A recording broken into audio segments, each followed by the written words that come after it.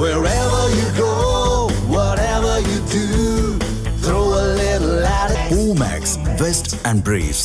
நேற்று மதுரை மாவட்ட காங்கிரஸ் ஒரு கூட்டம் நடத்தி தீர்மானம் நிறைவேற்றிருக்காங்க.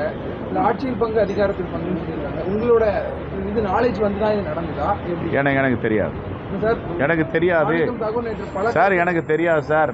எங்கள் அகில இந்திய காங்கிரஸ் கமிட்டி தலைமை என்ன வழிகாட்டுகிறதோ அந்த வழிகாட்டுதல் படி இயங்குகிறவன் தான் செல்வ பெருந்தகை, தமிழ்நாடு காங்கிரஸ் கமிட்டி தலைவர்.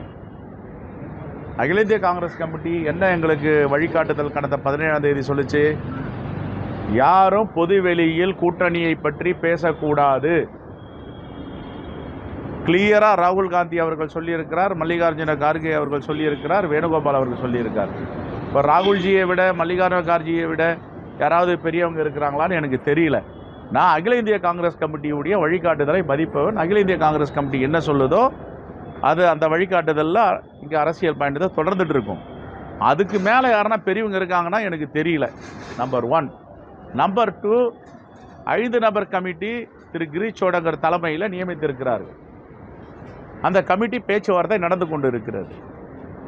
ஓகே, இதுதான்.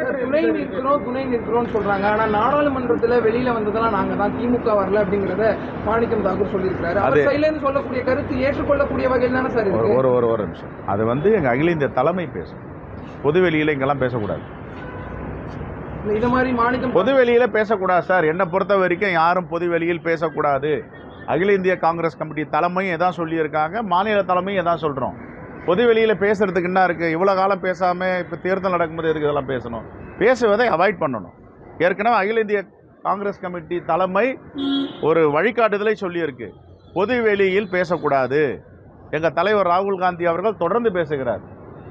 நீங்கள் பொது வெளியில் எதை பேசணுமோ பேசணும், அறைக்குள்ளே பேசுகிறத பொது வெளியில் பேசினா எங்களுக்கு என்ன தேவைன்றது எங்களுக்கு தாயும் தந்தையுமாக இருக்கின்ற அகில இந்திய காங்கிரஸ் கமிட்டிகிட்ட சொல்லுவோம். நாங்கள் அவங்க வழிகாட்டுதல் தான் நடக்கணும்.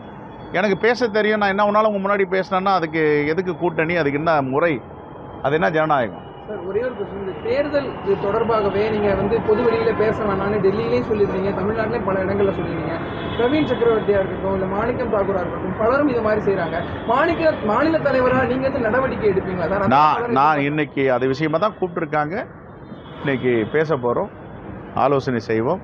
ஜனநாயகத்துக்கு முரணாக, அகில இந்திய காங்கிரஸ் வழிகாட்டுதலுக்கு முரணாக யார் நடந்தாலும் தவறு தான். நான் சந்திக்கிறேன்.